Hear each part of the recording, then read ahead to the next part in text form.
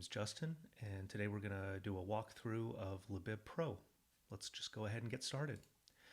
So I'm going to log in with the Pro account that I've already created, and we're going to log in as if we're logging in for the very first time. And when you first log in, you're introduced with kind of this empty canvas of a screen. On the left-hand side are going to be all your options, and we're going to go through each one of these one at a time. And on the right-hand corner, we have a profile menu. And I want to discuss the profile menu first because there's a few things we're going to want to change when we first get started. So when I click on the profile menu, you'll notice that little one that was up at the top disappears. That was just listing the number of notifications that we have. In this case, there was one notification. This is going to be things like new features that we announce, or if there's a billing issue, that will be listed somewhere in notifications here. But up at the top, my name. Then below that, the account email address. And then below that, my role within the account. In this case, I'm the owner of this account, and that is the role. But we can also add managers like admins or lenders, and when they log into the account, they will see that role instead. The first menu option in the profile menu is Profile. So when I click on Profile, I'm going to be given a list of different things that I can change that are relevant to my personal account. So display mode is going to be whether I want to view Libib in a light or a dark mode. I prefer the light mode. Many people prefer the dark mode. You can change that here. You can change your email. You can change your password. You can change your name. If maybe you misspelled the name, or if you plan on transferring the account to someone else, that can be part of the process of transferring the account, is changing the name on the account. The country is important. So when you sign up, it's going to ask you what country you're in, and it's going to give you a few options here. The country, really what it determines is where we're going to pull the metadata from. So depending on the country you're from and where you're purchasing your items from, the metadata may be a little bit different. So like the publisher of a specific book in the UK may not be the same as a publisher of the same book in Canada or the United States. Not always the case, but sometimes the case. So if the majority of your items you purchased in, let's say, France, you would select France as you to help guarantee that when you scan in your items or when you're adding your items, that the metadata is going to kind of align with where you actually purchased those items from. In my case, I'm from the US, so I'm going to leave this in the United States. If your country isn't listed, just choose all others. That's going to be kind of the greatest width. It's going to cast the biggest net to try and get the item that you're scanning. And then you can always kind of edit it if the metadata isn't perfectly aligned. So I'm going to leave mine at United States. The other thing that we definitely want to change is the time zone. By default, we're going to put you in the UTC time zone. That's probably not where you are.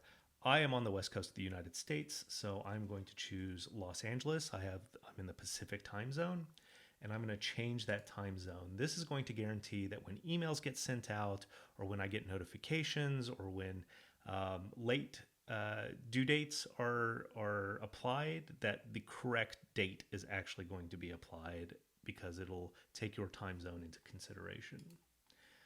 Same thing here, you can change the organization name. And then the last option here is to delete your account. Now, deleting your account means permanently removing your account. And any managers that you might have are going to be disassociated from this account. They won't be able to access it. This is a permanent action and cannot be undone. So make sure you actually want to remove it, because if you remove it and then later decide, oh, I actually wanted to keep that account, we're not going to have an easy way to restore that for you. So that's the profile option on the profile menu. The other two options here, the history log is going to be a list of actions that have been taken on the account by any of your managers or yourself. So things like deleting items, adding collections, lending out items. This is going to be just a list of all those actions as a way to kind of audit. So if something goes missing, like an item goes missing and you're not sure who deleted it, you can go into the history log and it'll be a 12-month running list of histories and actions that have taken place on the account. Manage billing is just what it sounds like. It's a way to go in, look at your current subscription. In this case, my account has the option to add up to 8 managers, but I can change that here. I have the option to change the card that I have on file, and then I can also view my receipts. To get started cataloging, the first thing we're going to want to do is to add a collection. And a collection is either a physical or logical separation of your items. For instance, you could have a home collection and an office collection, or you could have a book collection and a movie collection. And those are different types of collections, and you could have up to 100 collections per account. You don't have to have 100. You could have just a single collection and just add all your items into one collection if you want. And what I'm going to do is I'm going to add a couple of collections. I'm going to add my home collection. And beneath the title that I give this, there's an option for language. This tells Libib how best to sort your items. So if most of your items are in English, you're going to want to choose English as your language. If most of your items are, say, in Spanish, you're going to want to choose Spanish as your language, because Libib will take this language of that library and use the sorting rules of that language to best sort the items when you view them. If you have a mixed language collection, so for instance, I have some books that are in Japanese, the best choice really is to choose the sorting language that the majority of your items are in. So the majority of my items are in English. We're going to sort by English. So I'm going to add this collection, a home collection, and then I'm going to add an office collection too, just so we can see that there's more than one collection. And each collection can also be a different language. So if you have a bunch of books in Spanish and you want to have a separate logical collection for your Spanish books to make sure that those books are sorted correctly according to the language rules of Spanish, then you could have an English collection and a Spanish collection if you want. And you don't have to use the word collection in your title. You can title it whatever you want. So I'm going to add that collection as well, and now we have 2 collections added. So if I go back to the library page, which is going to be the list of my collections here, you can see the last collection that I added, which was the office collection, is now listed in my drop-down menu of collections. And in the title and next to it is the number of basically unique items in that collection, and there's no items in this collection yet. And if I switch to my home collection, it's going to swap that out to view that collection, and there's nothing in there yet either. So the next step we want to take now is to actually add items into these collections. So I'm going to start adding items into my home collection. When I click on Add Items in the left-hand menu, I have 3 options into adding items. The first option is searching, the next option is a manual entry, and the third option is a way to import items with a CSV file. So let's take a look at the first option, which is searching. I'm going to choose the collection I want to add to. By default, it's the collection that I'm in, which is the home collection, but I can switch that if I want. Then I'm going to choose the type of item that I'm adding, and this helps Libib find the specific item you want. You can have different types: books, movies, music, and video games currently. And depending on what you're adding is the type that you will choose. In this case, I'm adding a book. And then we can start searching. Now, as a pro user, you have the option to search for an ISBN, or by keyword, or by LCCN, which is the Library Congress Control Number. So a lot of older books won't have an ISBN, but they will have an LCCN number, usually on the inside cover somewhere, or on the first couple of pages. And you can use that option as well to search for the books. So the first book I'm going to add is, I'm just going to search by keywords for a book called Big Questions, which is a large graphic novel, and I'm going to see if Libib can find this book for us. And it does, and this is the book that is in my collection, so I'm going to go ahead and click Add Item at the bottom here, and then Libib's going to add that item to my collection for me. While we're here, let's try searching for some other books, but this time let's search by an ISBN. So I'm going to scan in an ISBN here. And excellent, I found this book. And when I scan by an ISBN, you'll notice I don't have that Add Item button. Because I'm using a specific number, that tells Libib that, hey, this is an exact copy of this book. I know which book I'm using, so just add that book for me. So unlike when we search by a keyword, where Libib's kind of trying to guess what you want, and you have to manually click Add, when you choose an ISBN, when you search using an ISBN, If Libib finds the item, it'll just automatically add it because it assumes you know what you're doing and you know the book that you're scanning in. So if I scan in another book, which you can just type this ISBN, or if you have a physical barcode scanner, you can just scan it on the back and it will put that number into this input box as long as the cursor is in the input box. I'm going to click search. And great, it found that item too, and it immediately added it to our collection. Let's take one more item, but let's make it a different type. Let's choose movies. So I'm going to scan in a movie into my home collection. So I'm going to search for this movie, and great, it found this movie as well, and it immediately added it. Now, if I scroll down, you can see when it adds, when I either click the Add Item button or it's immediately added, I'm given the option to delete this item. Let's say I scan an item or I click Add Item by accident, or the item that it brought up was incorrect for some reason. I can just delete this item and that'll remove it from the library or from my collection. So when I click it, deletes the item from this collection. Whoops, didn't mean to do that. It's actually supposed to be part of this collection. Let's click Add Item again, and it just adds it right back. The View Edit item will actually expand this out, and we'll take a look at what that looks like in a second when we go to the library page and look at our collections. But let's complete the Add Item section so we can see what that works like. So we checked out what search looks like, how we can search for different item types, and the different methods of doing that. Let's take a look at the manual entry option. So the manual entry option will let us manually add an item. That means that we are providing all the information to Libib. We don't expect Libib to look it up for us. Maybe it is a vintage book. Maybe it's a book you wrote yourself and it doesn't have an ISBN number, so we can't look it up. Maybe it's a family heirloom book of some sort. Whatever the case may be, if you want to manually add the item, you can do so here, and you can choose the item type, and depending on the item type you use is what type of metadata that Libib gives you to add. I'm going to go back to book here, and I'm going to add my personal diary, let's say, as that book title. I'm going to make myself the author. I'm going to add a little description, my collection of thoughts. Publisher, I'm going to say myself. Now, you don't have to fill out all this information. The only information that's actually required is the title field.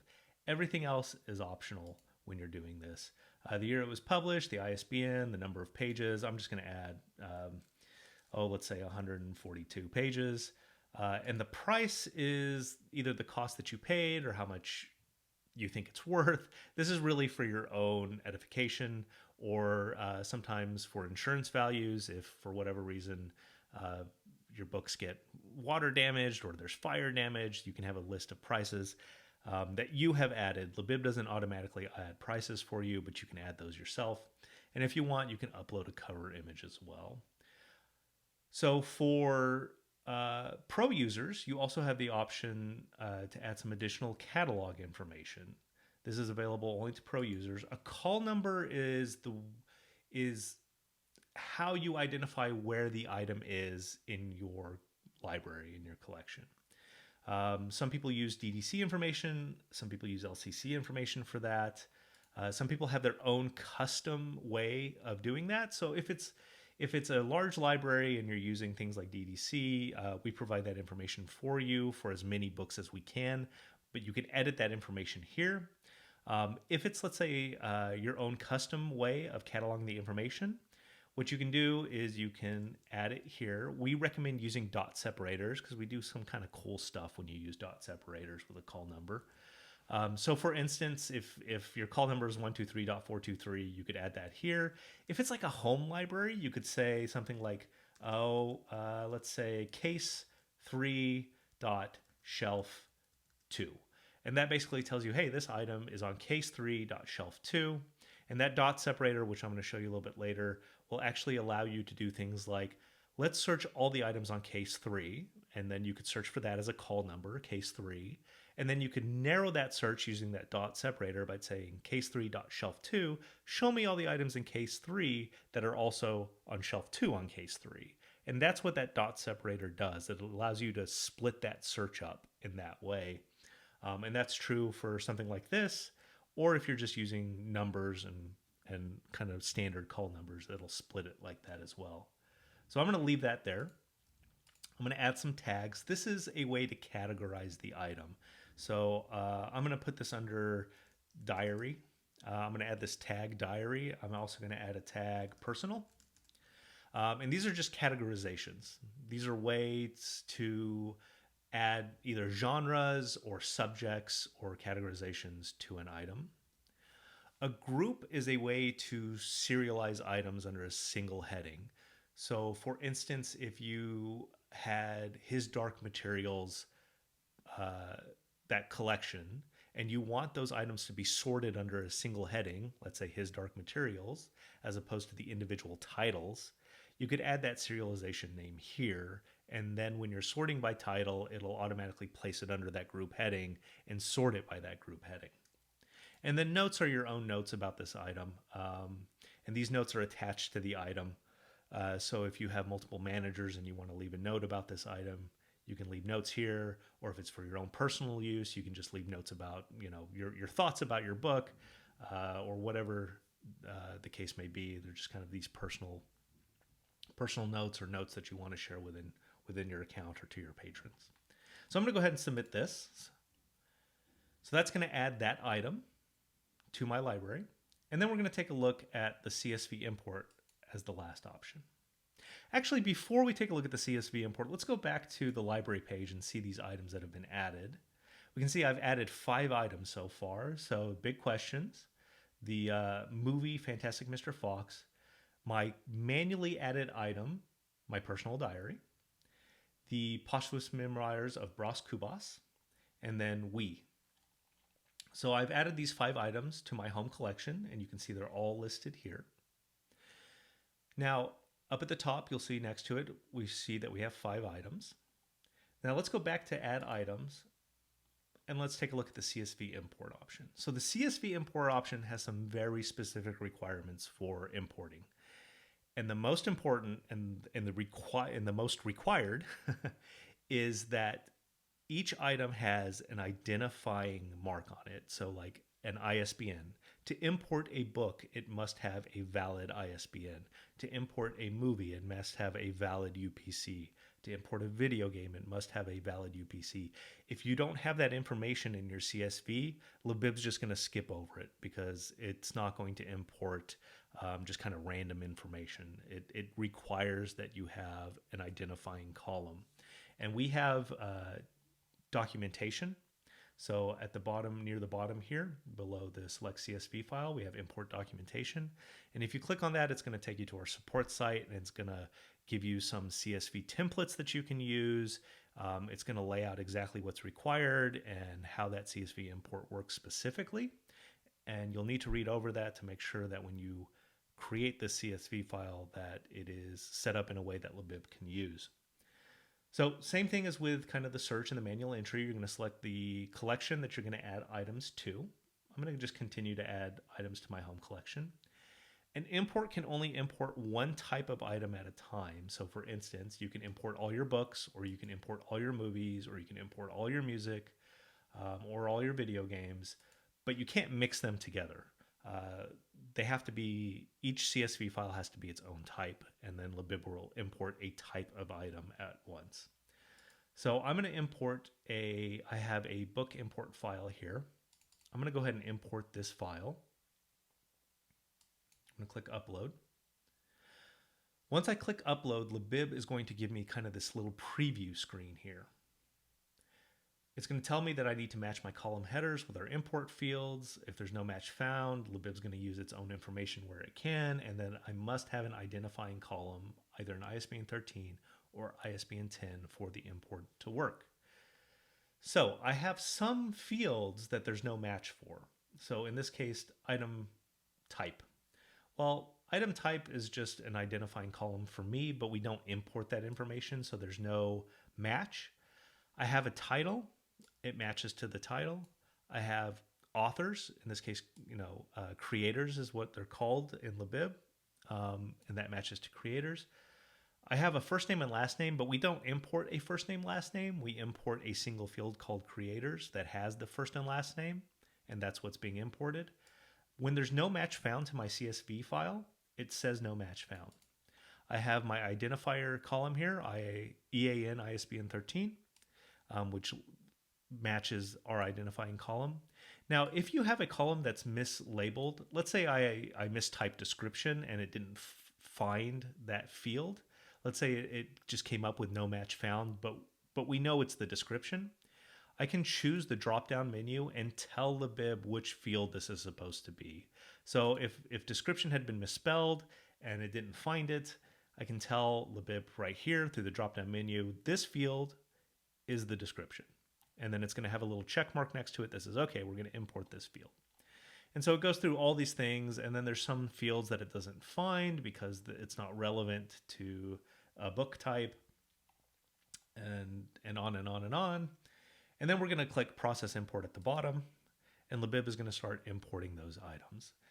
When it is done, you're going to get an email at your account email, which again is up in your profile menu if you forgot what email that you signed up with right here. An email will be sent out to you when it's completed, and it will tell you how many items it was able to import and how many items that it couldn't find. And then it's going to list out line by line the items it couldn't find and potentially why it couldn't find it. And then you can go through and either manually add those items or go back to search and manually search for those item titles to see if you can find that item. But generally it does pretty well.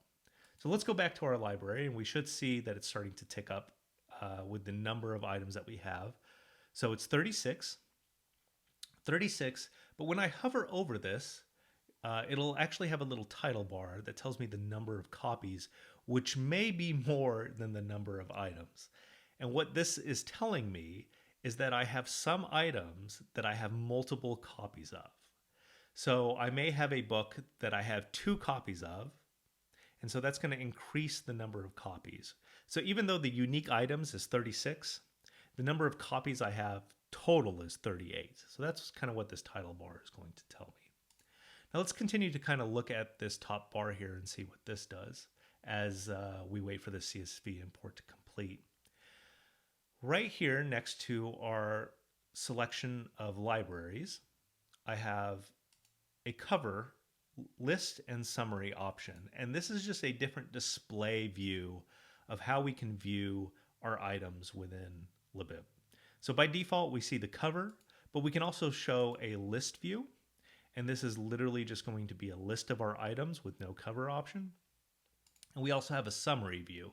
And a lot of people like the summary view because it really kind of compresses all the information into a quick view of your item without having to expand it out and view the details of your item. So a lot of people, when they just want kind of a quick view all the time of all the information, they'll go with a summary view. I tend to go with a list view because I like it because it's a little bit more, I'm sorry, not list view. I tend to go with a cover view because I like that it's more compact. And then next to our option of displays, we have how we can sort. So by default, we sort by title.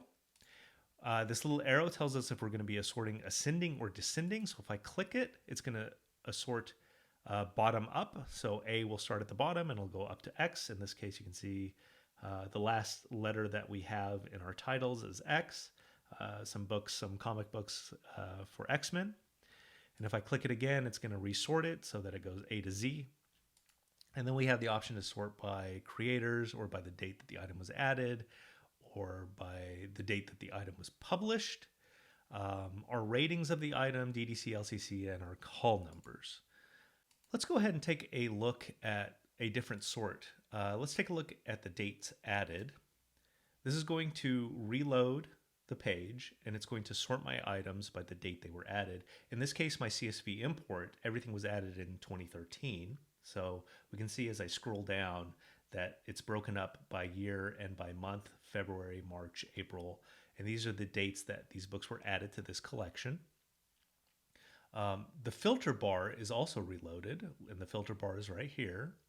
And if I click on 2022, this should just be the items that I added today. So it's going to filter the items by this year, and these are just the items that we just added earlier today. And then 2013 is all the items that we added through the CSV file. And it knows this because there was a field in the CSV file called added, which is the date that the item was added, which was filled out. So Libib automatically adds that information. If I did not have that field, Libib would assume that today is the date the items were added, and it would make that date today. You can always edit those dates later on if you want. Let's go back to title. You'll see the title bar filter has changed again, in this case A through Z and then numbers. So if I want to filter this title list by a specific title letter, let's say I want to see all the items that begin with C, I'm going to click on C and it's going to list all those items for me. And then when I want to get back to a list of all the items, I can click on the All filter and it'll bring me back to viewing everything. Now let's take a look at the final option up here. When I click on this button, a menu option of filters slides over. And from here we can kind of reduce the amount of items that we're looking at by filtering it. So if I just want to see items that are movies, I can click on this type filter called movie, and it'll bring back all the items that are movies. In this case, we have a little number 1 here next to it that tells us we have one item that's a movie. And when I click on that, it searches for the type operator and movie, and it brings back all the movies in this collection. I can clear this filter just by clicking on the Clear All button or by clicking the X next to the movie type. And that clears out the filter, as well as in the search bar, it clears out the filter. And we'll talk a little bit more about the search bar in a minute here. The status is generally used by individual users who want to track the status of their item. So for instance, if you're reading a book, you can say it's in progress, or if you've completed the book. Some institutional users use it as well, but generally it's individuals who like this type of status tracking. And then tags, as we discussed, are a way to categorize items, and then we can filter by those tags as well. So let's say I want to look at all my items that are tagged with the word computers. So I can search this list of tags and then click on it. And it tells me next to this tag that there are 6 items with the tag computers. And then Libib will search for that tag. And then it's going to bring back all the items that have the tag computers. Now, there are multiple tags that you can search for, but this is an AND search. That means when you add multiple tags, Libib is going to look for an item that has all the tags that you've added. So let's say I want to look at computers and languages, so things that are tagged with both the tag computer and languages. I can click on the language. You're going to see that that number of tags that we're filtering by is 2. Up in the search bar, you can see that we're searching by 2 tags. And then Libib is going to bring back, in this case, every item that has both of those tags. In this case, 2. I have 2 books that have the tags computers and languages, and that is what is brought back to us. So let me go ahead and close out of the filters. I'm going to go ahead. You can either click this close button or you can click on the filters button again, and that closes out the filter menu. And then let's go back to our library page to reset that view. Let's take a look at the search bar and how searching works in Libib. When I place my cursor into the search bar here up at the top, Libib will drop down a menu of items that we can use. These are different search operators, and we'll discuss those shortly. We saw how they work a little bit when we clicked on the filters list. But for now, I'm just going to do kind of a normal search. I'm just going to start typing the title of a book that we added, Big Questions. And Libib's going to search through all the items in this collection, and it's going to bring back, in order of relevancy by default, the items that match that keyword search. So Big Questions, the first item it brings back is the book called Big Questions, and then it brings back a few other items that probably have the word big or question in it. It's very similar to any other type of search you've ever used, and by default it's a relevancy search, but you can actually change that if you want to sort it by title or by the author or by the date it was added. You can change that search here. Let's go back into this, and I'm going to clear out that search, and I'm going to click into the search bar and take a look at some of these filters. So let's say I want to bring back items that have 2 copies. So I'm going to click on this filter copies. I'm going to say 2, Oh, there's nothing with 2 copies. How many, do we have anything with 3 copies? Okay, we have an item with 3 copies. So here's an item that we have that has 3 copies, and this search operator allows us to search for items that has multiple copies in this case. What's another search operator we have? Items rating. Let's say I want to see the items that I've rated 4 stars. Libib will bring back with that search operator the 4-star items. So there's a bunch of operators here that kind of help us filter and search, and you can combine these items as well. So for instance, let's take a look at all the items that I have completed reading, but also that I have rated, let's say I've rated 5 stars. So this brings back all the items with those combined search filters of a status that's completed and that has been rated 5 stars. And you can combine this as well with a keyword search. Now the keywords have to go at the front of this search query. So let's say I want to look for anything like Winnie the Pooh. I can search for Winnie. I'm going to look for anything that has Winnie in it that I've completed reading and has a rating of 5 stars. And when I do that, one item comes back. So this is the one item that matches all those search queries. The other option we have in this drop-down menu, when I click on this, is to search all collections. So by default, you're only searching the one collection that you're currently in. And if we go back, we can see I have my home collection and I have an office collection. And if I switch to the office collection, there's nothing in it. And if I search for an item, let's say ghost, no items are found with this query because, well, there's nothing in there. But if I want to search across all my collections, I can click on this button here. It turns blue. It actually turns this little icon, this little magnifying glass icon, blue as well. That's just a visual indication that we're searching all our collections.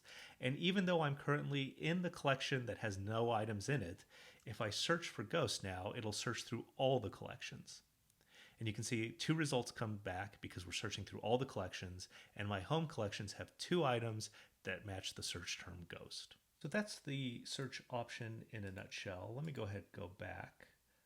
When I click on the input search box and we get this drop-down list of different search operators, if you want to know what each individual one does, at the bottom of this little dialog here, there is a search help link that will take you to our support site, and that will in detail tell you which each of these operators does and how you can use them. Let's go back to our home collection and take a further look into how we can view the details of these items as well as edit them. So we have our list of items. I have this in cover view, but we also have the list view and the summary view as well. When I click on the item, in this case in the cover view, when I click on the cover, it expands out all the details of the item. So this gives me a full page view of all these details that aren't available when you're just viewing the covers. And you can take a look down here and we have a description. We have any notes that we wrote. This is another test. This was a note that was added in the CSV file. Our statuses, our copies at the bottom. And from here we can add copies and remove copies. Whenever you add a new item or a new copy, Libib will automatically generate a custom EAN13 compatible barcode, and that's what this is. And so if I have 2 copies of this item, I can just click Add Copies, and we're adding 1 additional copy. If I have multiple copies, I can say, oh, I have 4 copies total, so let's add 2 more copies. 1, 2, 3, 4. Now we have 4 copies. If one of these copies gets lost or damaged, I can always delete that copy, and that'll remove that copy. The condition is just a place where you can put in the condition of an item if you're interested in tracking that type of information. So we can say this one is used, this one is in good condition, and this one is in great condition. And so that way when it's returned, you can kind of check it against its current condition and see if it was messed up to begin with or if it got messed up in someone else's hands. And then we're going to save all these conditions here by clicking on the little floppy disk save icon. And so now we have 3 copies here. You'll notice that the barcodes are grayed out. That's because Libib has a very specific symbology that we use. We use QR codes, but we expect them to be EAN13 compatible. And these barcodes that we generate are. And we try to prevent people from accidentally screwing that up by typing in the wrong barcode, by preventing people from actually typing in. Now, if you know what you're doing and you feel comfortable editing it and creating your own barcode numbers, knowing that Libib may not support anything outside of that symbology, you can do that. You just have to click this locked icon to unlock it. We're going to give you a little warning that says, only do this if you really know what you're doing. And then you can say override, and then it makes that field available for you to edit. So if you know what you're doing and you feel comfortable editing these fields, you can do that, but by default, they're kind of locked to prevent accidental screwing it up. The other use case for this is if you accidentally delete a barcode and then you need to re-add it. So let's say I accidentally delete this 762 barcode. I can add a new copy and then edit the barcode so that it was the old barcode instead of the new one, and I don't have to print out a new one. So that's kind of the use case for that. Let me go ahead and scroll back up and let's take a look at the top bar right here.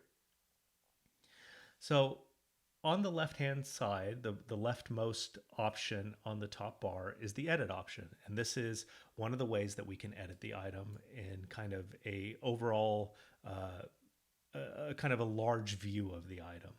So when I click edit, it slides in the edit screen.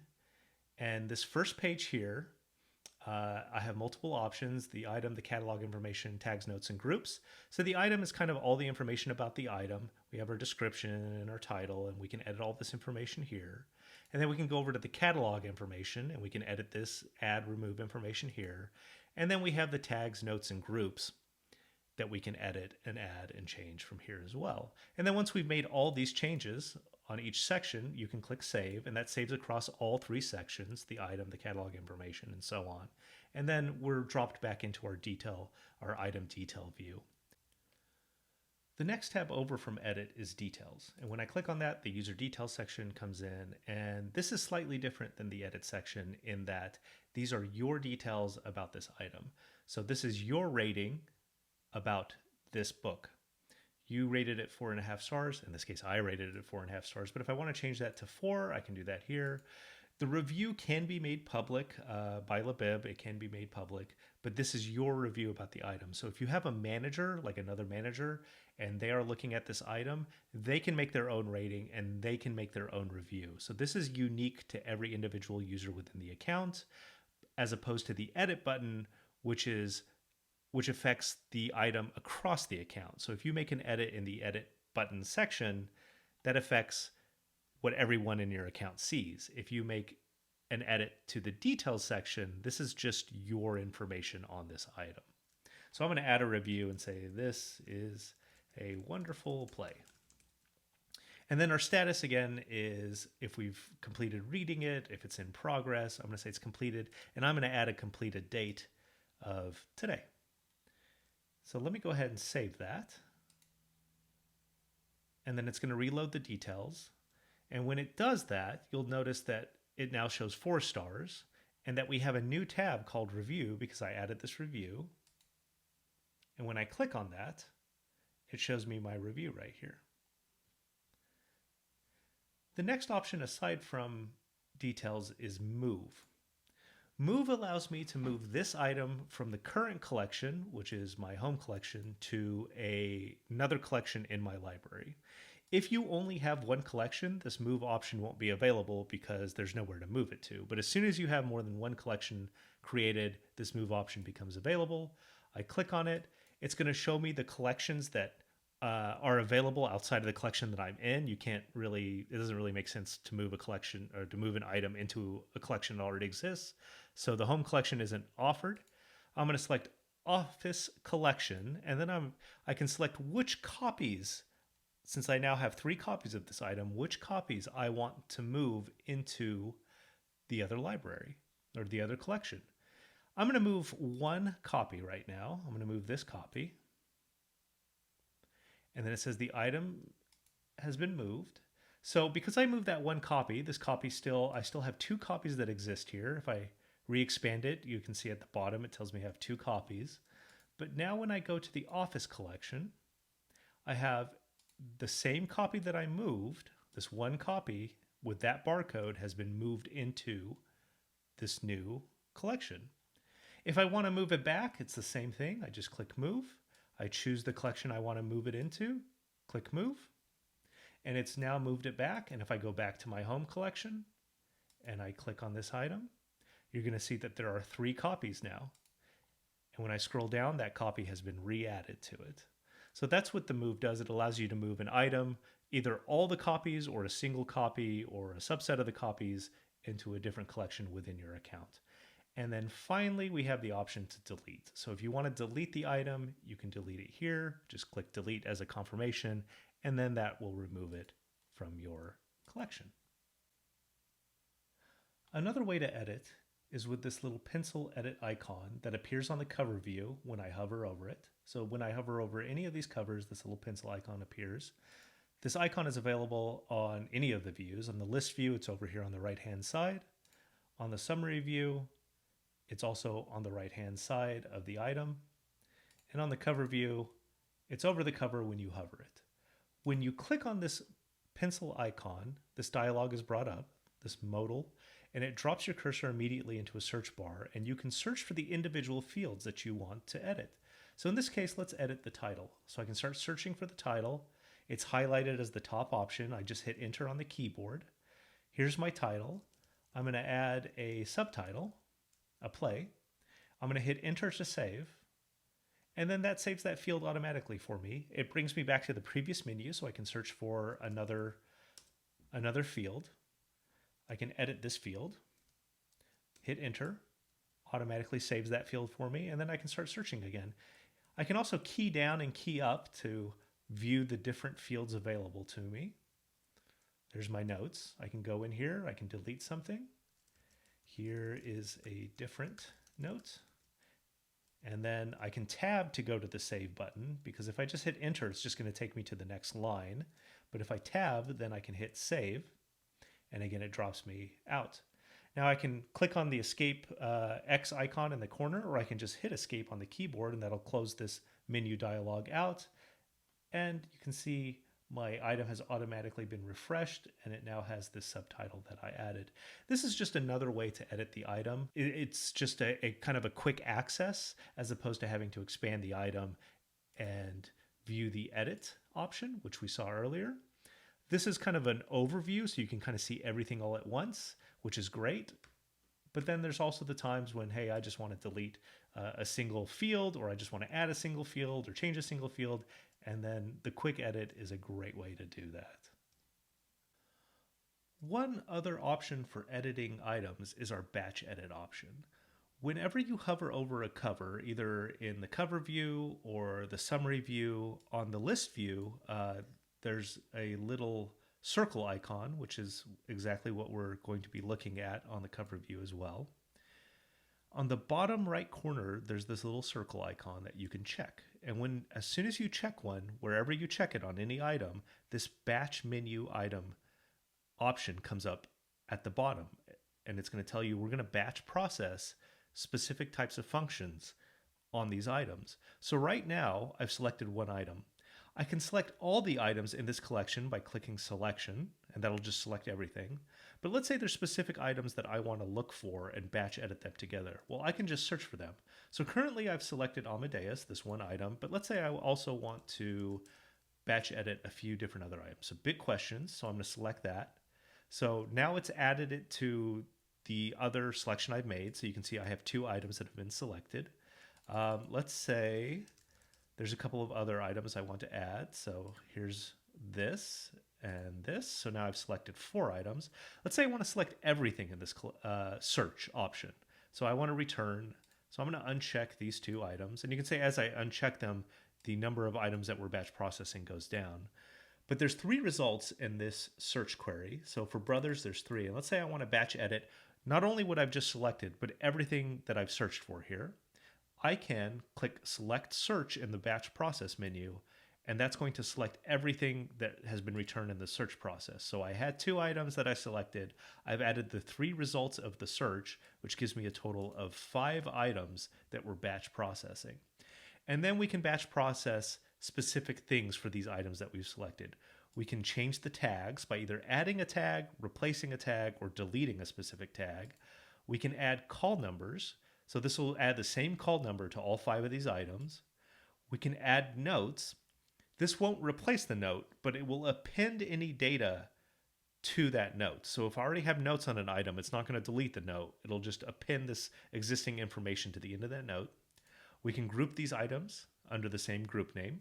We can delete that group by actually just typing in delete group. So it won't, delete group's kind of a reserved keyword. If you can't group items under the term delete group, but if you use the term delete group, it will actually delete the group that exists on these items. And then we have the move option, which will let us move the items from whatever collections they're in. So if I have 20 collections and my search result brings back items from 6 different collections, I can move those 6 items in 6 different collections to a specific other collection. And then, of course, I have the delete option as well, which when I click, it's going to ask me to confirm by clicking delete again. And then it's going to ask me to double confirm that I actually want to delete these items. And then I can click cancel. So with the batch process, let's go ahead and just test it out with a call number. So I'm going to give it a case 5 shelf or case 4 shelf 3 call number, and I'm going to submit that. So that has added that call number to those 5 items. So now let's search for that. So we have a search operator called call, and I added it, I believe, to case 4. So I'm going to search for everything that has case 4 in it. And there we go. We edited 5 items to add it to that call number, and we can see our search results now have 5 items. And they're still selected because we haven't closed the batch process. As soon as I close the batch processing menu, it's going to unselect everything. And then if I need to bring it back to add some new items, I just click on again, and a new item batch process menu comes up. And then we can just go back to our home collection, and that's batch processing. Now let's take a look at the publish option. And publishing is the way that you can make your collections publicly available to your patrons. And when we click on the publish option in the left-hand menu, there's a bunch of sub-options here, but the first page we're dropped into is the publish site. And you need to choose the name that your published site URL will have. So it's going to be libib.com/u/ and then the name that you give it for your library, for your group of collections that you plan on publishing. In my case, I'm just going to name this Justin's Library with a dash. I'm going to add that, and that's going to change that URL. Now, when people visit libib.com/u/Justin's Library, they will see my published library. And before they can view anything, I actually have to select the collections that I will be publishing. So you don't have to publish all your collections. You could be a subset of them. I just want the home collection to be public. I don't want my office collection to be public. I'm going to select the home collection, and I'm going to publish that. Let's go ahead and take a look at what this page looks like. I'm going to open a new tab and copy and paste that in. And you're going to see a very kind of simplistic view of all my items. And then I have a filter option. And you can see I don't have any tags or anything available as filters. It's just the types of items that I have as a filter. And then I have a sort option. And by default, that's it. But we can start adding more detail to this page to make it more functional for our patrons.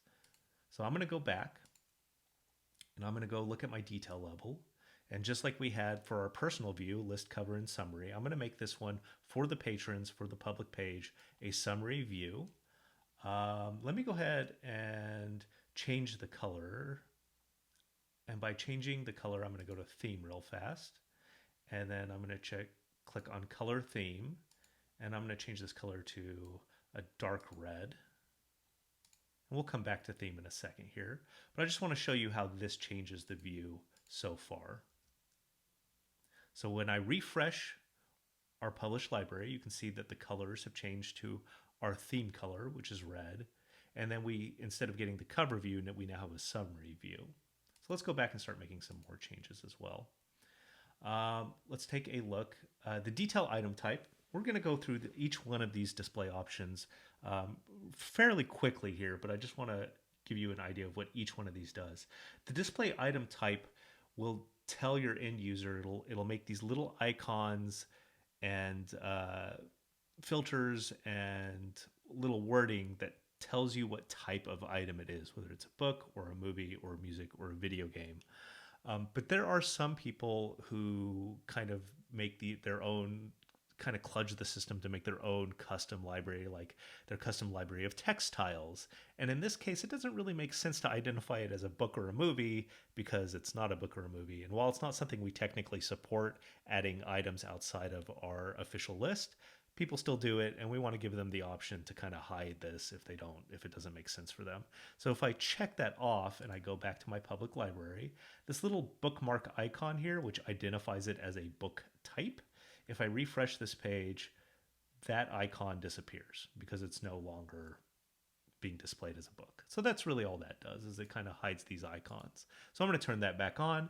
Display search bar, almost always you want this if you're making your item, if you're making your collections public. You want your users, your patrons, to be able to search through. So when I turn that on and I go back and I refresh, now our patrons have a search bar that they can use to search through the collection. Let's take a look at some of these other options. Display notes or display tags. Do you want your tags to be displayed so that your patrons can use them to filter and search by? I do. Let's turn that on. Display notes. We saw how we can kind of add notes to items. Sometimes you want those private. Sometimes you don't want those to be displayed to your patrons. Maybe they're only for internal use. Maybe they're for your personal use. I'm going to leave that off. Don't want to display it. Display availability. Now this comes to the concept of lending out items and whether you want items to be, whether you want your patrons to be able to view if an item has been checked out or not. If you're not using the lending functions, you probably don't care, and then you can just leave that off. But we are going to be using those lending functions. So I'm going to turn that on so that way when a patron visits and looks at an item, they can see, oh, this is available or it's already checked out. Display date added. This will allow your patrons to view the most recently added items to your collection. So they can search by date added and they can see, oh, this last month, these books or these movies were added. Some people find that beneficial. I'm going to leave that off for now. Display additional fields. So we allow you to add up to 4 custom fields per type. I'll show you that shortly. I'm going to go ahead and turn that on. Even though we haven't added those fields, those custom fields, that's in settings. We will get to that, and I'm going to turn that on so it's available. Display the ISB and USB-C. Yep. Display the call number. Yes. Display the LCC. I don't use the LCC, so I'm not going to display it. Don't use any of these other options. The last option here is Lexile.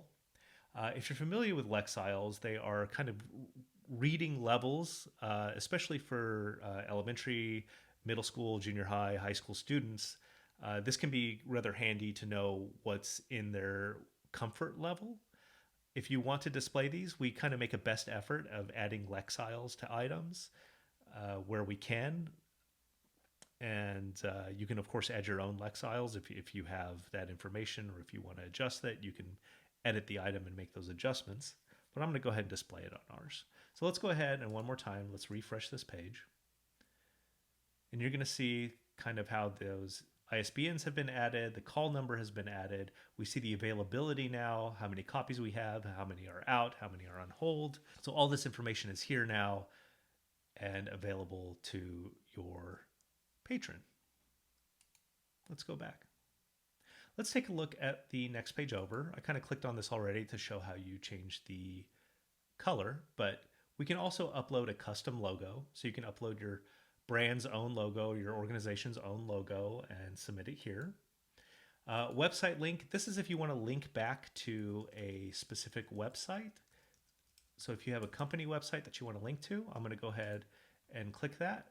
When I add a website, I'm going to refresh this page. Up at the very top, it creates a new link called Visit Website. You can see this up at the top bar here. And then when I click on that, it will take me to whatever link I added. The color thing we saw, it's just a way to click. You can add your own hex color, or you can search for it within this pattern grid here. Light dark mode, similar to the light dark mode that we had in our profile option, we can also make that choice for the patron. So I'm going to select dark mode just so we can see what that looks like. And then I'm going to go back, refresh, and you can see how that kind of casts this dark mode into the patron page. And then you can add some of your social media icons and links here. So Facebook, Twitter, YouTube, and Instagram, you can add your links here, and that will create little links on your public page. So let's see, Instagram.com. I'm going to add our Instagram, so we can just see what that looks like. I'm going to refresh, and then at the bottom left corner here, you can see the social media icons that are created that will link off to your social media. Let's go ahead and take a look at the next section, which is the Publish Settings section. And these are just some additional options that don't really fit into the other parts of the Publish site. One is require patron login. So if you want your patrons to have to use their email or barcode and password to view your public site, you can turn this on. And then again, when we go back to our publish site and then refresh, we see that before we can even access the different items and the different collections that we've published, the patron is required to log in. Now, the first time they come here to log in, they'll probably need to click on Need Password, and this will email them a password that will allow them to log into your published site. And we're going to get into patrons and lending and all that in just a little bit. I'm going to go ahead and turn that off. The next section is allow patron holds. If you want your patrons to be able to place holds on items, you can turn this on. And basically, a patron can now go to your published library and request that a book be placed aside, or if it's already checked out, that they want to be the next one to check it out. If there are some collections that you don't want your patron to place a hold on, then you can select that here, and then items in that collection will not have that option. So let me go back to our published site once again, and with this new holds option, if I expand an item out to view its details, there's going to be an option here at the top called Add Hold, which is now available. And when I click on that, it's going to drop that item into a basket, and then I can complete this checkout as a patron, and any item under the hold section will be placed on hold, and I will be notified by email once it's available if it's already checked out, or I'll get an email immediately that tells me, hey, this item is ready for you to pick up if it's already available in your collection. So I'm going to go ahead and leave that on. Allow patron self-checkouts. This is very similar to the holds. When I allow this, I can also disallow specific collections if there are reference material, let's say, in a specific collection that we do not want our patrons to be able to check out. We can disallow.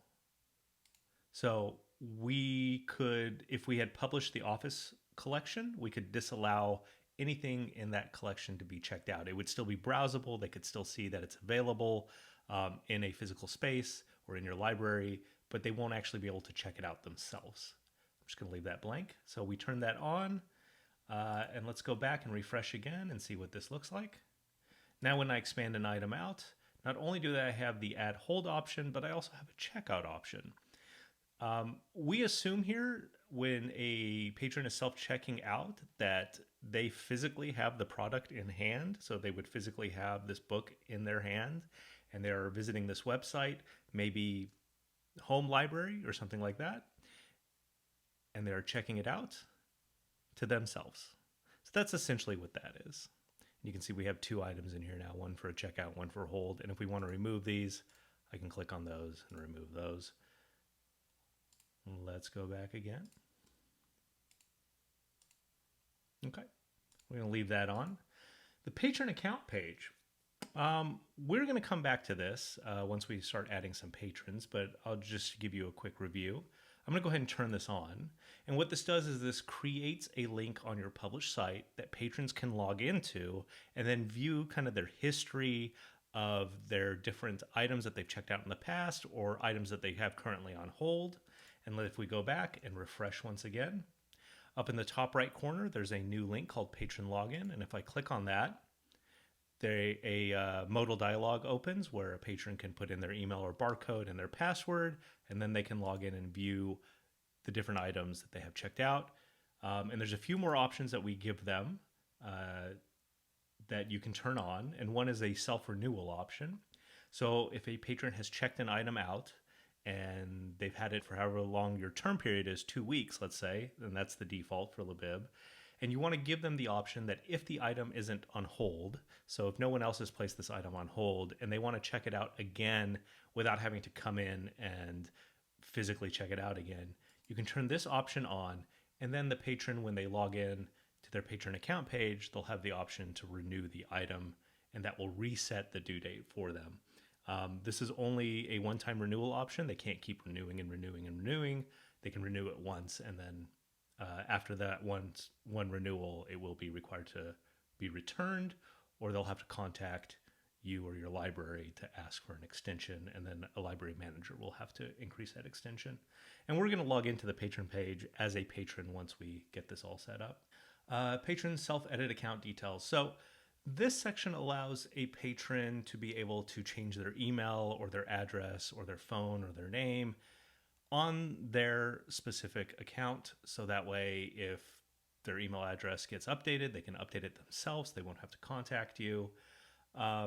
This can be very beneficial for some accounts, but I know that a lot of accounts that deal with students especially, some of the students are a little mischievous and they will edit in things that they probably shouldn't, and so that managers don't necessarily want those students to have access to the ability to edit their own information.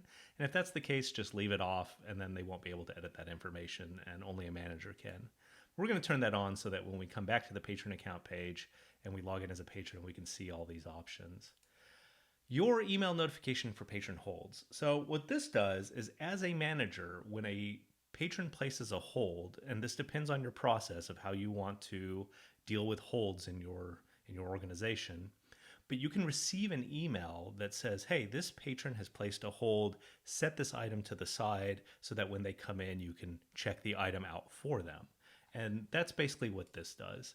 So if your process is a patron places a hold, and then it's the manager's, librarian manager's responsibility to make sure that that hold is set aside, you probably want to receive this email so you'll know, oh, this patron's placed a hold, and now I'm going to have to set this aside. And if for whatever reason that you don't want to receive a notification for some specific collections, you can disallow those collections here. So you won't receive hold notifications from any collection that you add in this section here. And then finally, we have a contact email. And all this does is, if I add an email, is it creates a link on your public page for your patrons to contact you. And in the bottom left-hand corner, there's going to be a little link called Contact, a little button that your patrons can now click, and that will open up an email dialog box for them where they can email you directly. And the last section of the publish part is announcement. And this is going to be short and sweet. This is just a way for you to create a little blurb for your patrons to find out about any upcoming events or new products or whatever you want to tell them about. I'm going to make this a welcome message. So welcome to our new site. And then take a look around, and I'm going to submit that. And then when I revisit our publish page and refresh, there is a new announcement that will automatically pop up, and it'll be there just for a little bit and close. It's just to let your patrons know it's there. And then if they want to continue reading it, they can click on this button and continue reading it. And then when they close it, it'll stay closed until the next time you update your announcement. Now let's go into the lending section. The lending section is where you're going to check items out, where you can view your checkouts, and where you can view the holds that patrons have placed or you have placed for patrons, as well as adding patrons and managing them. Before I can check out an item though, I have to have a patron to check the item out too. So let's go into the patron section first, and let's add a patron. And we can do that by clicking on the Add Patron button. And we have a couple of options to add patrons. One is a form that we can fill out, and the other is a CSV import, very similar to the type of import that we did for items. This has its own fields that it requires, and we have detailed instructions that you can click on this link. It takes you to our support site. But for now, I'm just going to add a single patron. Now, the only two fields that are required are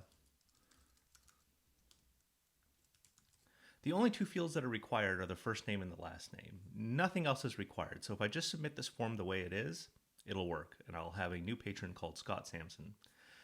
However, we highly recommend that you add an email address if at all possible, because what this is going to do is it's going to allow all our notifications that might go to a patron, such as late notifications or coming due notifications. All these emails can now be sent out to that patron if they have an email. These other fields here are optional, but let's go ahead and describe what they are.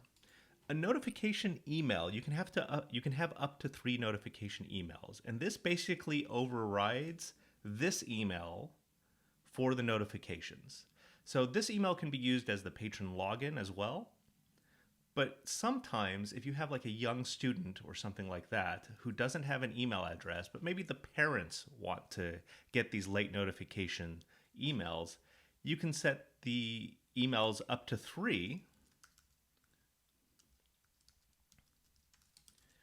Up to 3 emails that will receive these notifications.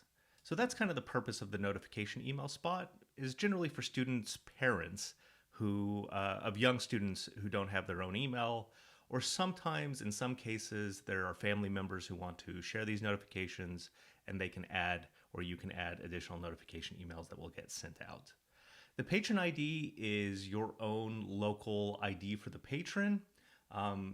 This can be anything, it can be left blank, but it's just a way for your own organization to identify this patron.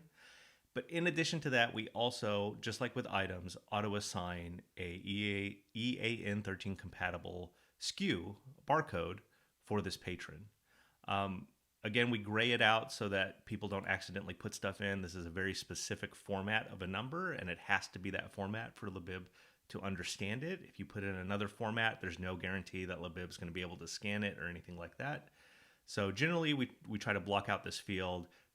If you have to edit it, or if you need to edit it, or if you feel comfortable doing this, you can click that lock box, that little lock icon, gives you a little warning, and then you can override, and then you can assign your own custom barcode if you like. Tags are just a way to kind of categorize your patrons. So sometimes, especially for classrooms, you could say classroom 24.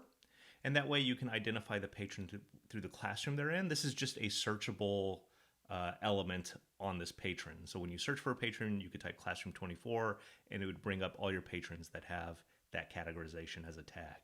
Phone number, the rest is just kind of self-explanatory. It's just details, metadata about your patron. So let's go ahead and add this patron.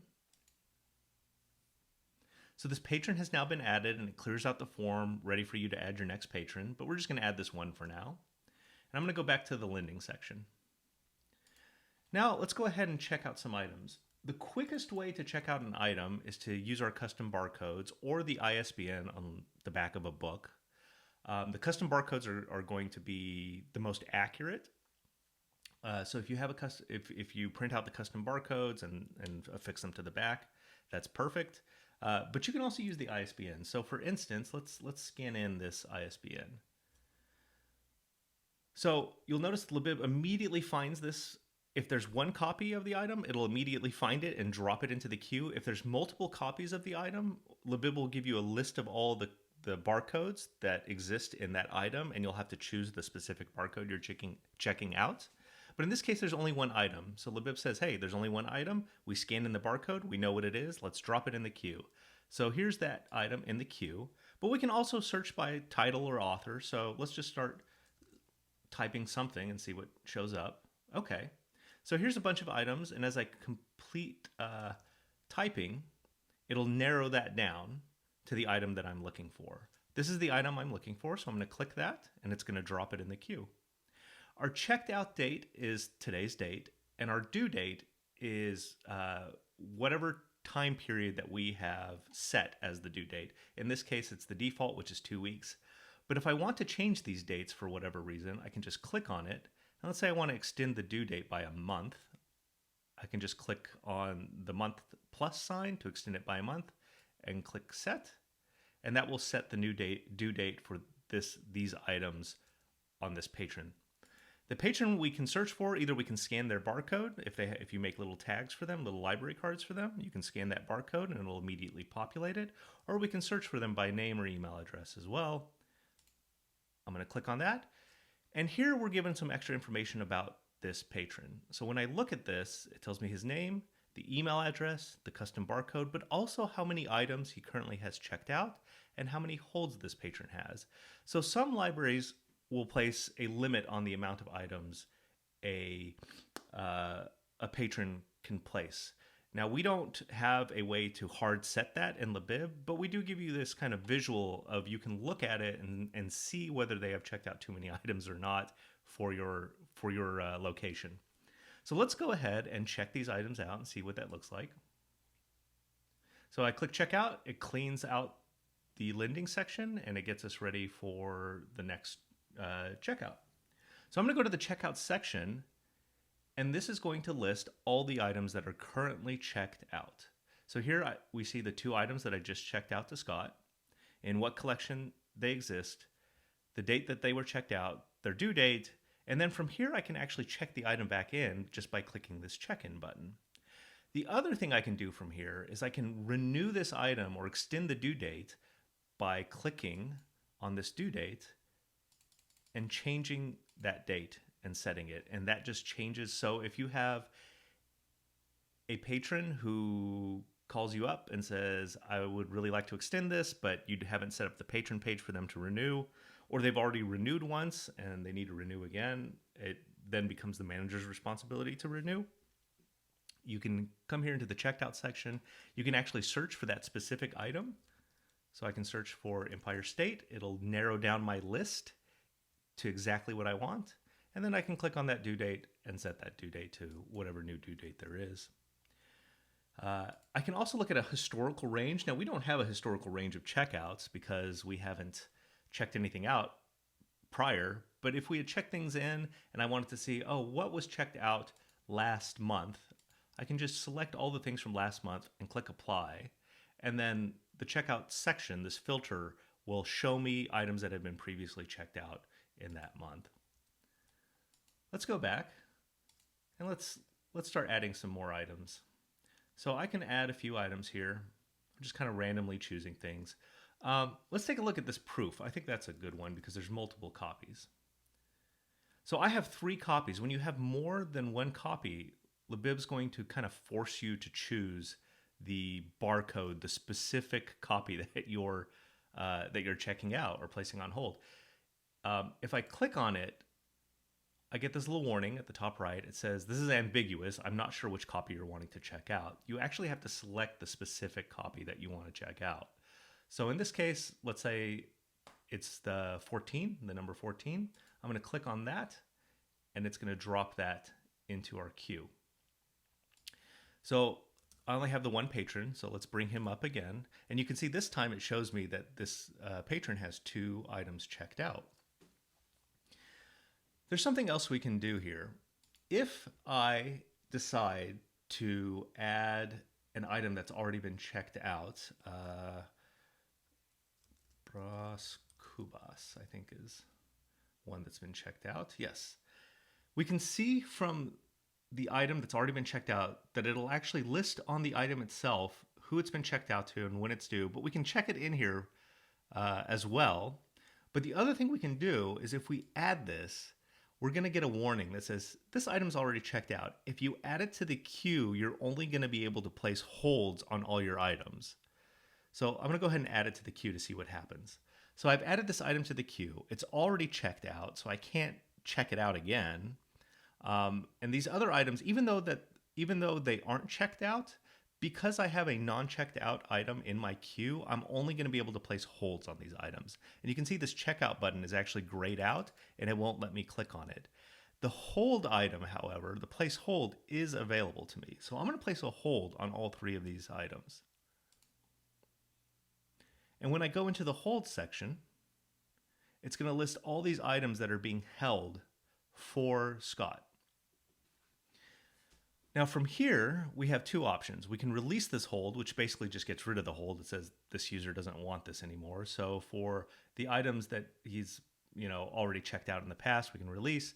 Or if they've decided or they never come to pick it up, we can release this hold and bring it back into circulation. But the other thing we can do is we can check the item out from here as well. So if a user comes up and says, I have these items, they're on hold, you can go into this hold section and just check them out from here by searching for that specific patron or for that specific item. So we can search for proof and then I can check this item out. And now, because I placed it on hold, I have to select the copy that they brought up.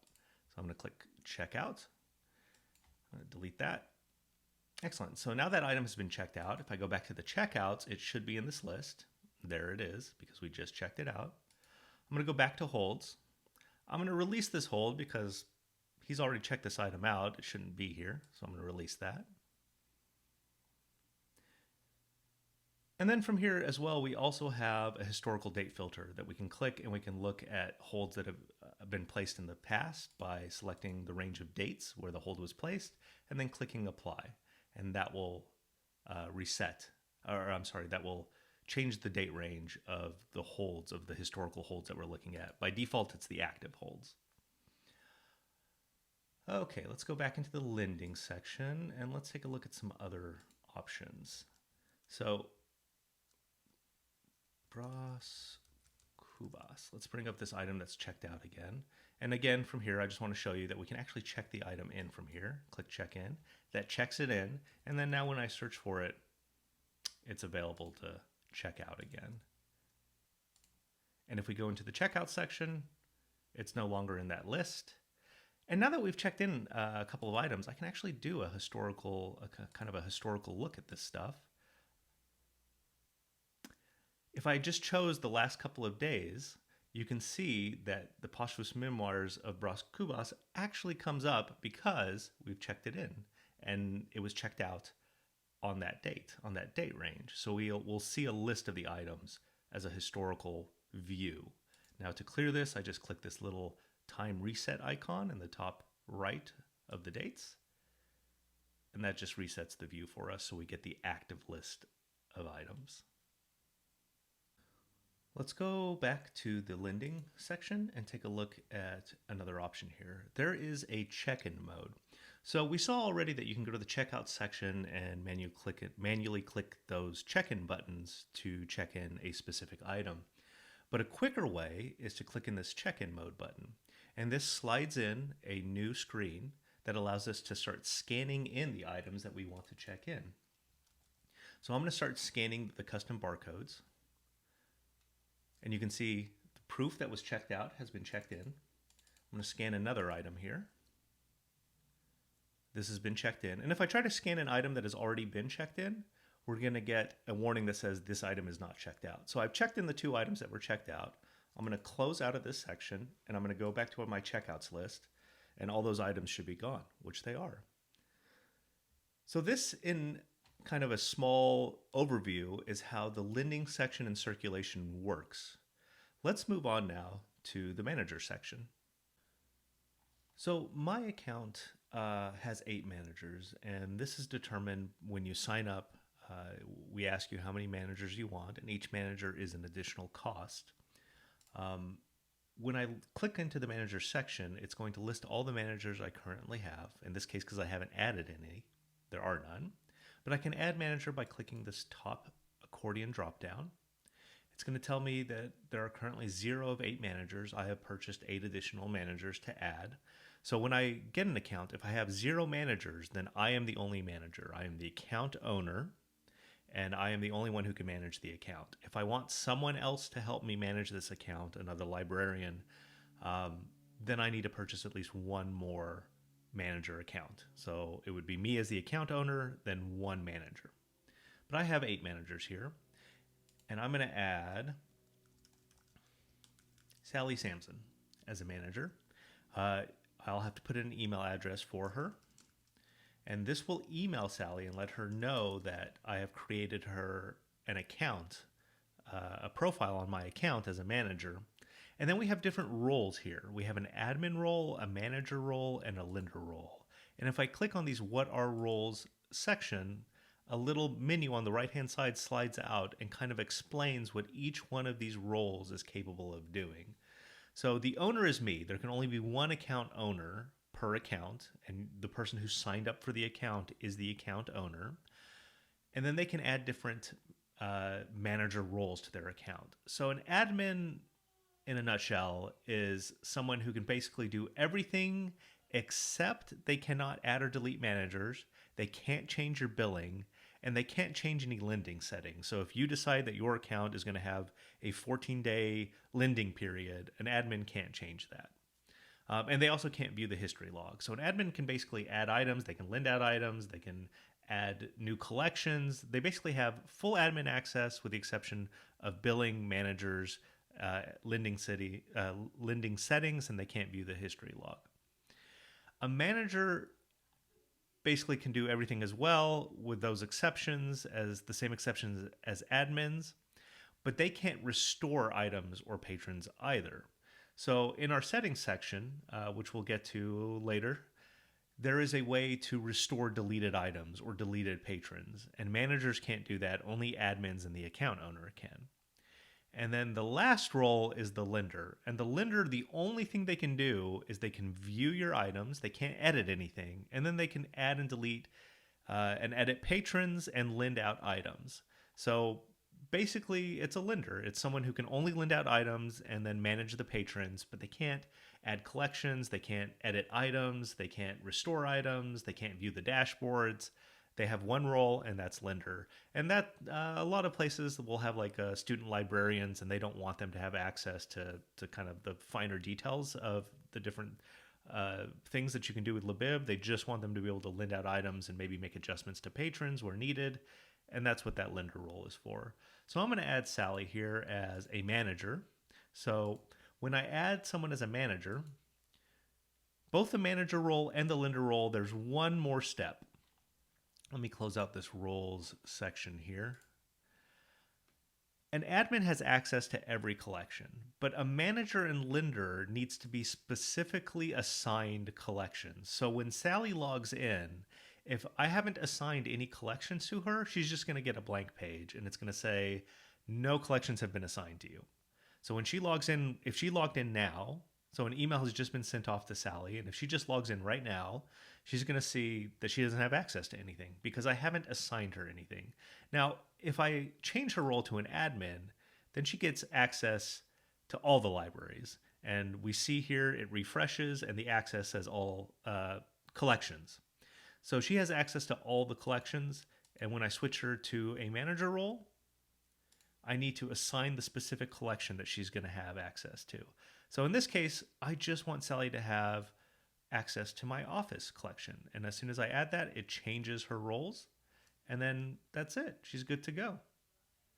So that's how you add managers, and that's how you assign their roles. But remember, a manager and a lender both need to have specific collections assigned to them before they can access them. And an admin will have access to all the collections. So they don't need to be assigned anything. They're an admin of your account. Add a different manager. Let's say Scott Sampson. And I want to add them as a lender. I can do that here. And now we have these two managers. And again, because Scott is a lending manager, I need to assign the collection that they can access to lend items out of. If they try to check out, if I give them access just to the office collection and they try to lend an item out of my home collection, they won't be able to. It won't find an item because they don't have access to that item. So if you want them to lend out of multiple collections where your items exist, then you need to give them access to all those collections. Otherwise, they can only lend items out of the specific collections that you give them access to, and they can only view the items in the specific collections that you give them access to. Now, if I want to delete them, let's say I delete Sally here, I just click on this delete option, delete manager. It removes them from my account, and then the next time they try to log in, or if they're already logged in and they try to go to another page, it's just going to log them out. They no longer have access to my account. If I try to add a manager that I've already added, I'm just going to get a warning that says this user has already been added. You don't need to add them again. You can just change their role if that's what you're wanting to do below. Okay, let's move on to the barcode section.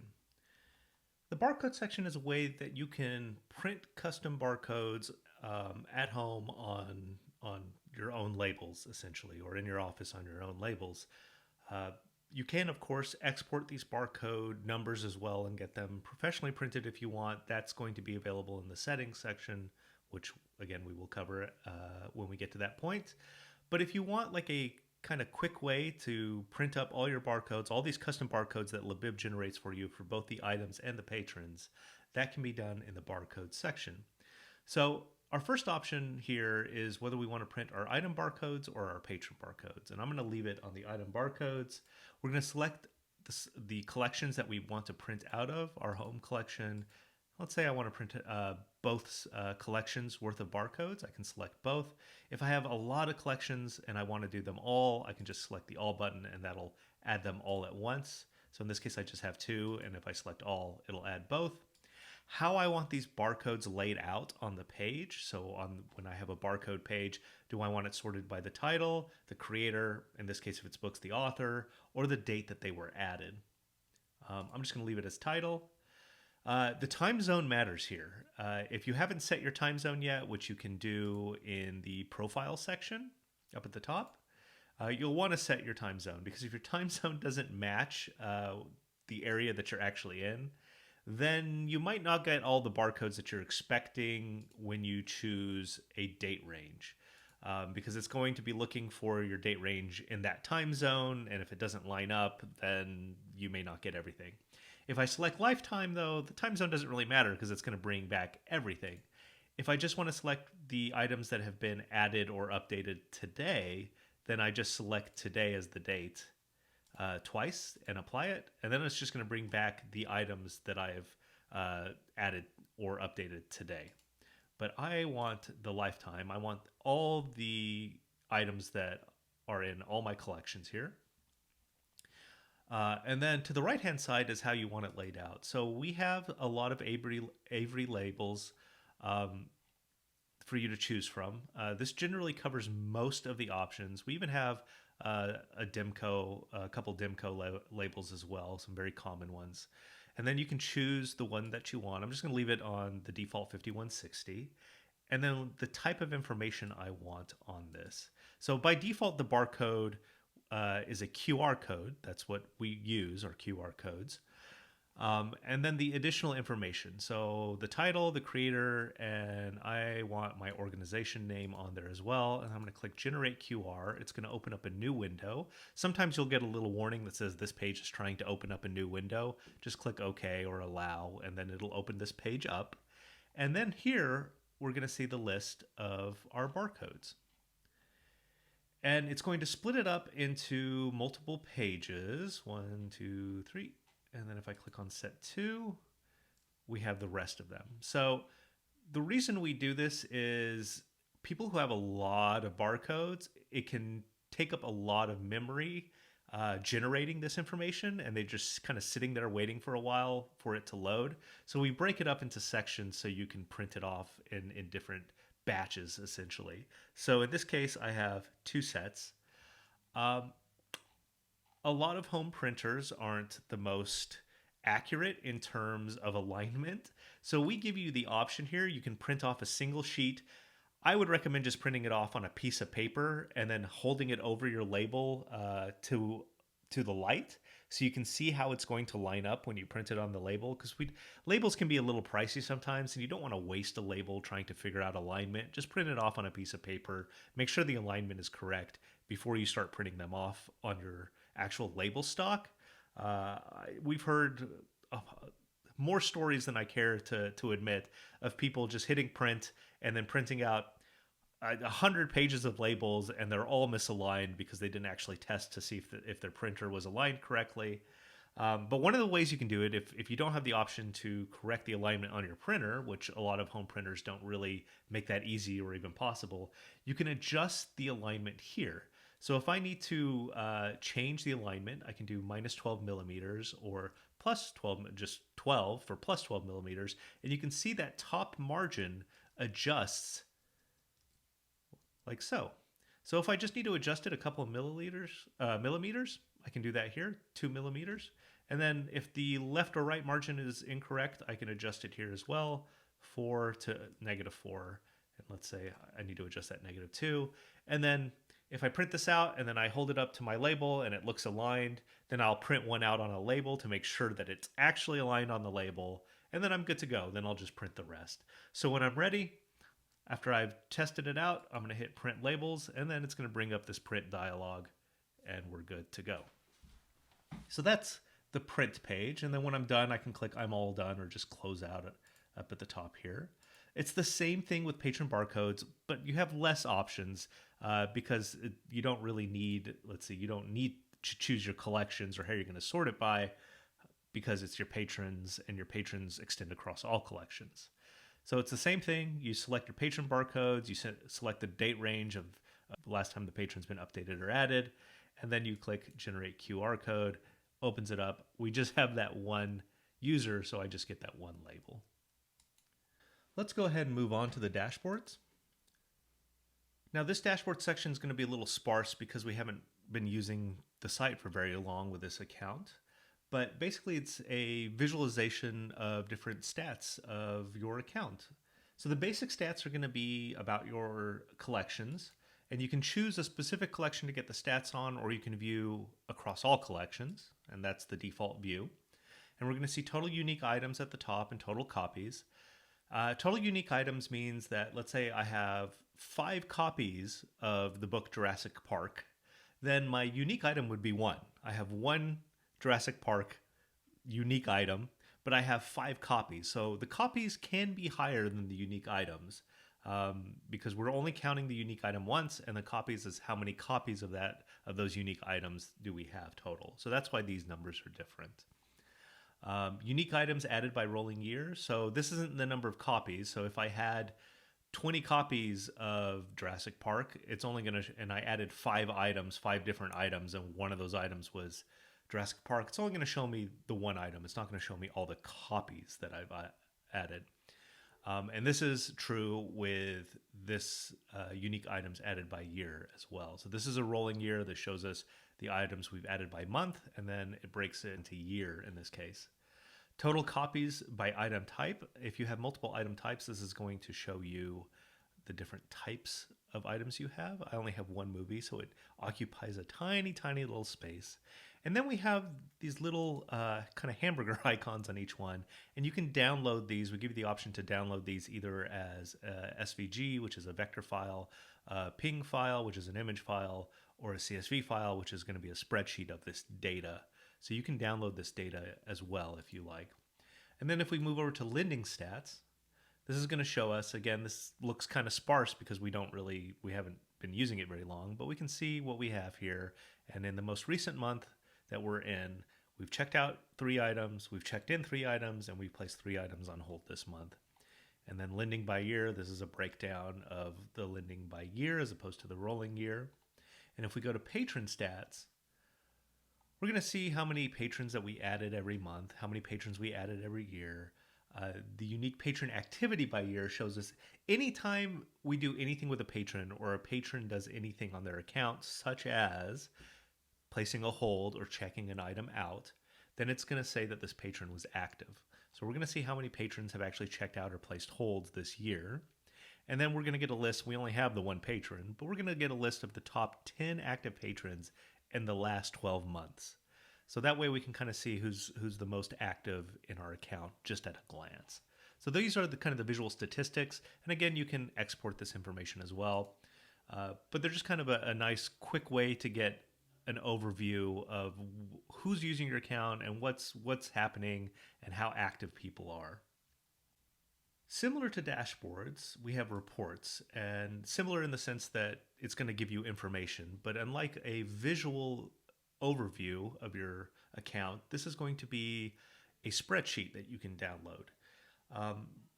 Without selecting a date range, the only thing that you can currently download is your current checkouts, and this is just going to be a CSV file of everything that's currently checked out, along with the patron information for you to kind of do a comparison or to do your own analysis on. To download anything else, we first need to select which collection, or we can leave it at all collections if we want the information for that. And then we have to select a date range, and you can select up to a year of data at a time. So if I want, we don't have this much data because this is a new account, but if I wanted 2 months of data up to today, I would click apply, and then all these other reports become available to me. And the type of reports that we have are an item lending aggregate, and there's a little explanation under it, the number of times an item has been checked out, inclusive of all copies. So this is going to be a CSV list of each item and how many times it's been checked out in this date range. Items not lent is going to show us in this date range which items have not been checked out. Patron lending aggregate is going to say in this date range how many items were checked out by a specific patron. Patron individual lending is which items specifically were checked out by which patron in this date range.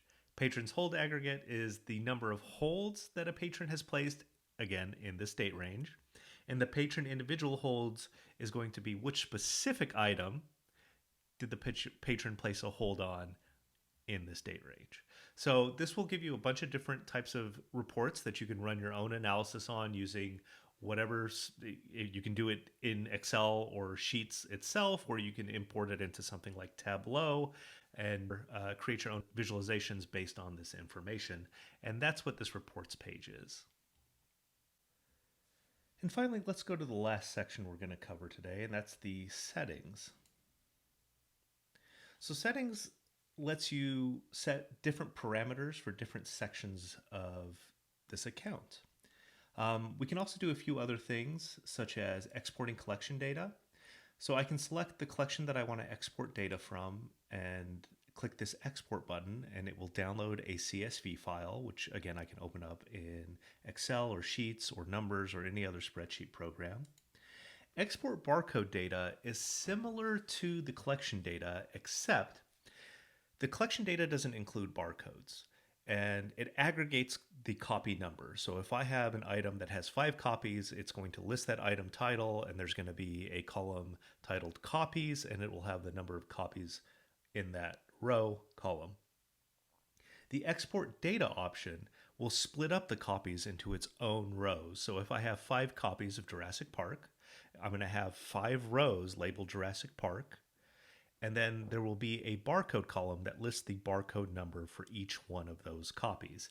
And this we can use for exporting the barcode data to give to either a printer to print out our QR codes for us, or we can use it in a third-party product like Avery or Dymo to print the barcodes that way. So that's why these two are kind of split up. Additional fields. Now, we kind of mentioned this at the very beginning, that we allow for every item type up to 4 custom additional fields.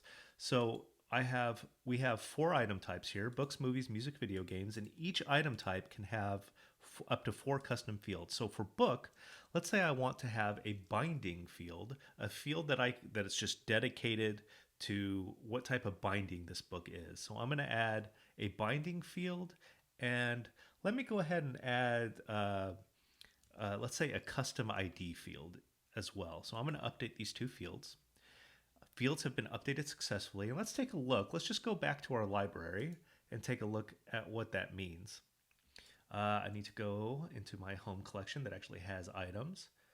I'm going to expand that item out, and I'm going to edit it. And now there is a new section here called additional fields. These are the fields that we added. And if I go there, I can add the type of binding, and the custom ID, whatever that might mean for my account. I'm going to go ahead and save that.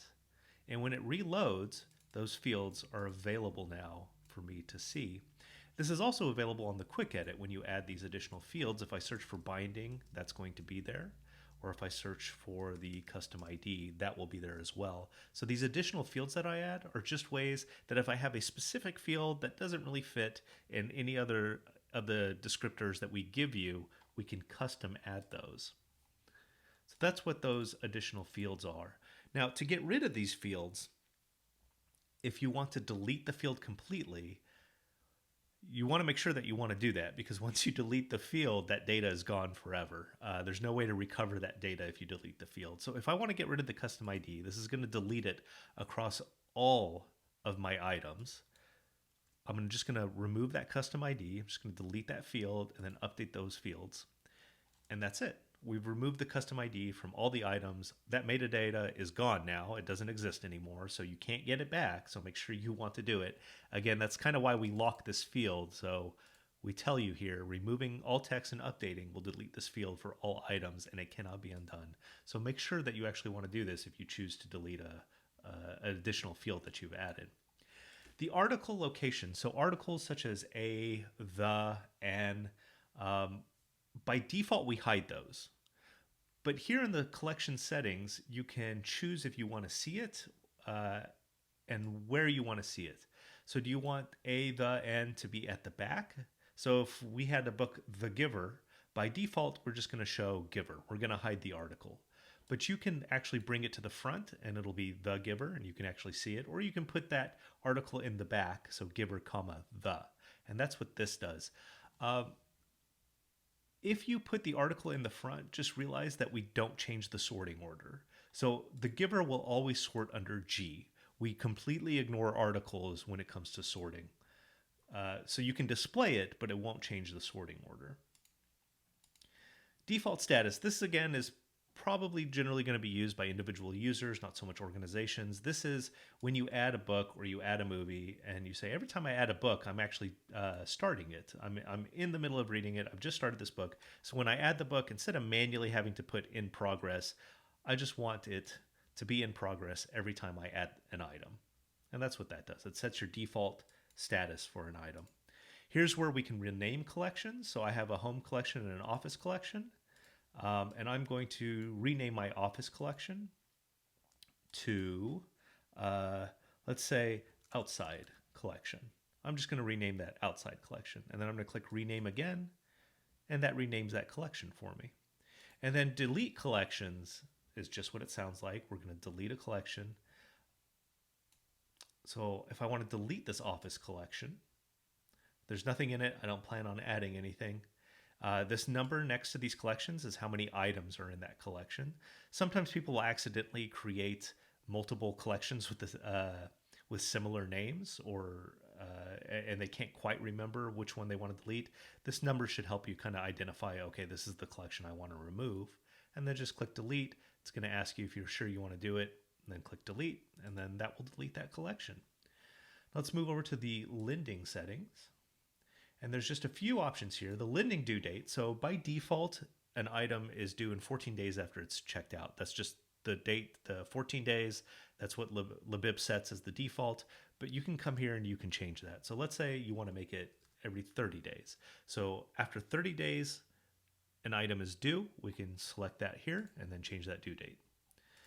The patron email reminder. This is where we can set up emails that get sent to a patron that reminds them that, hey, this item is going to be due soon, or your item is past due. So you can send one due soon item. You can say 2 days before the item is due, I want an email sent out to that patron. And as long as they have either their email set up or their notification email set up, they will get this email. 2 days before the item is due, I want an email sent out to my patron, and it'll just say, hey, you have an upcoming item due. Here's the item that's going to be due in 2 days. Just letting you know. That's basically what that email does. And then days after due. So 1 day after due, after it's due, I want the patron to get an email reminder. And then a week after it's due, if they still haven't turned it in, if it's still checked out, I want them to get another reminder. and then let's say 12 days. And you can do this up to 14 days. So we can set it up to 14 days. Then the patron will receive a reminder the first day that it's late, a week after it's late, and then 2 weeks after it's late. And then after that, we don't send out, the system won't send out any more emails. It becomes kind of the manager's responsibility to follow up on that. We have found that after about 2 weeks, if they haven't returned the item, that just sending more emails, the most likely outcome is they're just going to start marking that as spam, and they're just going to ignore it, and it's going to make your other patrons possibly not get their emails because it just keeps getting marked as spam. So we leave it up to 3 updates for up to 2 weeks, and then it kind of becomes the manager's responsibility to follow up and see what's happening with that. So I'm going to change those reminder dates. And then we have export patron data in the lending section. And this is just kind of a data dump of your patron information. So if I export, I'm going to get a CSV file of all my patrons and all their metadata. The kiosk. Now, this isn't something we've discussed yet, but the kiosk is an option that you can use to allow your patrons to self-checkout in a physical space, like in your actual library. This is not an at-home type of thing. This is like a physical kiosk that you're going to set up, either a laptop, or we also have a kiosk app. They both operate in the same way. They're just for different devices. So one, you can set up a computer, a laptop, or you can set up a tablet with the kiosk app on it, so that patrons can walk up to it in your library and then check items that they have in their hand. They can check themselves out with the kiosk.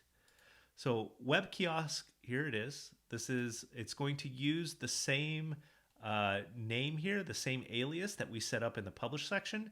If you didn't set up an alias in the publish section, it's going to ask you to do that first. But just kind of for consistency, we use that same alias. And then I'm going to turn this kiosk on, and then we're going to take a look at what it looks like. And there we go. And it's in dark mode because our publish section is in dark mode, and we match that up. And basically all this does is it lets a patron walk up, and then they can scan the item, and it'll place it in the queue for them. And this is a very simplified version of the lending process, and it's meant to be a physical kiosk in a physical space that patrons can walk up and check themselves out on. And so they would click checkout, they type in their email or their barcode and their password, and then check out. That's the web kiosk.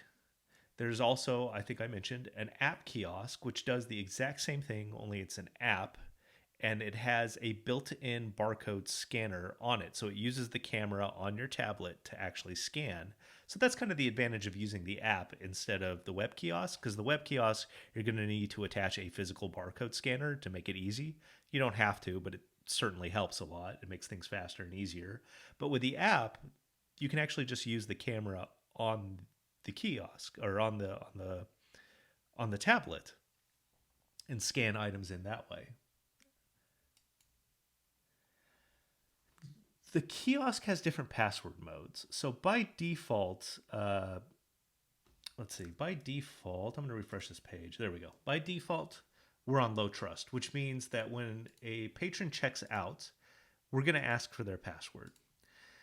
If you are in a space, like a classroom or something, with young students, and you know that they're not going to really be able to memorize their own personal password or something like that, you can place it on high. And this is a shared password. So you can add a password, and then everyone shares the password. So basically now when I add an item, it's going to show me the same kind of login, but in this instance, it's going to tell you in the password section that this is a shared password. Just put in your email address or just put in your barcode number and then type in the password that's shared across the kiosk. Everyone has the same password now, and you can affix that password to your tablet or something if it's in a trusted area, and then they can check out here. And then finally, this is an absolute trust, and this means that there is no password required. So this time, if I try to check out an item, there's no password required. All you need to know is the email address or your barcode, and then you can check the item out to yourself as a patron. You really, really have to be in a a kind of a secure environment. As in, if you feel that your patrons are going to do things like check items out to other people, and generally, most won't, but if you're dealing with like, middle school or high school students and they're being mischievous, sometimes they can do things that they're not supposed to do, right? And they might start checking out a bunch of items to someone just as a joke. But if you're not worried about your patrons doing something like that, if you're, if your account is set up in a way that your patrons are responsible, they're not going to be doing silly things like this, then you can set up an absolute trust mode. And then when a patron walks up, they don't even need a password. They can just put in their email or their barcode ID, scan their items, and then they're done. That's it. No password required. So that's what the absolute trust mode is.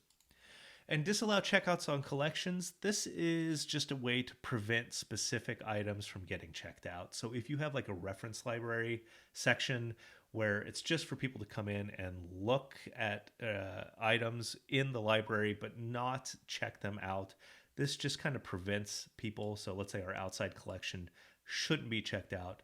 If a patron now walks up with a book from the outside collection and tries to self-check out on the kiosk, it won't let them. It just won't find it. It'll say this item is unavailable to check out. So this is what the kiosk is and those settings. And then let's move over now to the restore settings. So if you are an admin or the account owner, this restore section and this API section will be made available to you. And this is a way that you can take a look at maybe items or patrons or actual collections that have been accidentally deleted and then restore them to your account. So if I go into the items section, we're going to see this movie that I deleted, Fantastic Mr. Fox. If I accidentally deleted this, I can just go to the settings restore section and then click the restore button, and that will add it back into my collection. And this is a running list of the items that have been deleted in the last 30 days. Same with the collections. If I go to collections, if I accidentally deleted a collection in the last 30 days, I can restore that collection and all the items in that collection. Same thing with the patrons. If a patron was deleted in the last 30 days, they can be restored. After 30 days, they are gone forever. There's no way to restore them. They are completely removed from our system. So if you accidentally delete something and you want to restore it, make sure you do it pretty quickly. Because if you wait a month, it won't be there anymore, and you'll just have to manually add it back. Which for a single item isn't a big deal, but if you accidentally delete a collection with like 7,000 items in it, then you're not going to really be thrilled about having to re-add all that information. But you can restore it here. And then finally, we offer a REST API. I'm not going to expand this out because it is going to show a generated key that we shouldn't share. You don't share it with people because it would give them access to specific features of your account. But we have REST API documentation. So if you feel comfortable programming or have someone in your organization that feels comfortable programming, they can use this REST API to manage their managers and patrons. So if you have like an external system that manages your users and you want to use that system to add patrons, you can use this REST API to connect to your external system, however you do that, however their instructions are to do that, and then use our REST API to actually add and remove your patrons or managers as needed. So that's what the API is. It's just a list of programmatic instructions to add managers and patrons. So we reviewed all the major features of Libib. There's some small things that we weren't able to cover, but hopefully it gives you an idea of what Libib does and how you would use it. The final two options are support and logout. The logout is just what it says. It logs you out of the account. The support just opens up a new window to our support site. And here you can get kind of the finer details of different things that maybe we covered, not quite in as great detail as you would have liked. You can search for it up here, such as the REST API, which we just talked about. You can click on the REST API and get code examples of how to add patrons and pull patrons, and just learn more about it. You can also contact us at any time, and a human always responds to our contact form. So if you go to libib.com/contact and send us an email, we'll definitely respond to you. And if you have any questions, please do that. And I hope you enjoyed this webinar. Thank you very much.